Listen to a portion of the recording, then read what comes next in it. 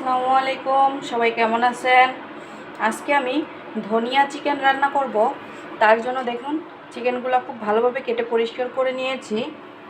আর এবার এই যে ব্লেন্ড করা ধনিয়া পাতাগুলা চিকেনের ভিতরে দিয়ে দেব। ব্যাস, এবার স্বাদ মতো লবণ দিয়ে দেব আর পরিমাণ মতো হলুদ গুঁড়ো।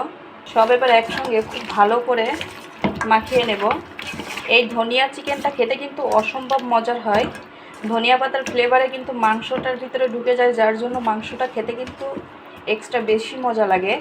খুব সুন্দর করে কিন্তু মাংসটার সঙ্গে সব মশলা মাখিয়ে নিয়েছি। এবার আমি এটা কিছুক্ষণ রেস্টে রেখে দেব।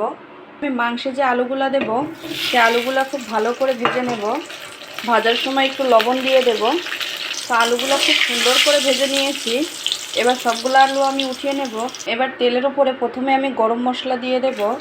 এবার আস্ত জিরে দিয়ে দেব। আগে থেকে বেটে রাখা পেঁয়াজ, রসুন আর আদা সবগুলোই দিয়ে দেব। আগে থেকে ফাটিয়ে রাখা টক দই দিয়ে দিলাম। এবার হলুদ গুঁড়ো দিয়ে দিলাম, স্বাদ মতো শুকনো মরিচের গুঁড়া, আর কালার ভালো আসার জন্য 1 চামচ কাশ্মীরি মরিচের গুঁড়ো দিয়ে দিলাম। এবার সব মশলাগুলো আমি একসঙ্গে কিছুক্ষণ ভালো করে কষিয়ে নেব। মশলাটা খুব ভালোভাবে কষানো হয়ে গেছে।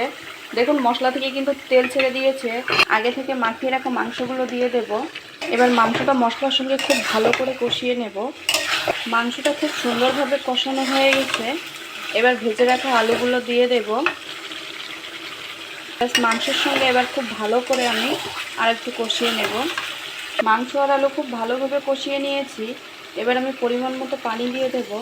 ধনিয়া চিকেন রান্না করা প্রায় শেষ। এবার আমি উপর থেকে জিরে গুঁড়ো আর গরম মশলা গুঁড়ো দিয়ে একটু নাড়াচাড়া করেই নামিয়ে নেব। এই রান্নাটা এতটা মজার হয় যে অনায়াসে 1 প্লেট ভাত কিন্তু খাওয়া যাবে। তো আশা করি আপনাদের কাছেও ভিডিওটি ভালো লেগেছে। যদি ভালো লেগে থাকে তাহলে অবশ্যই আমার পাশে থাকবেন। আর কষ্ট করে শেষ পর্যন্ত ভিডিওটি দেখার জন্য অসংখ্য ধন্যবাদ। আসসালামু আলাইকুম।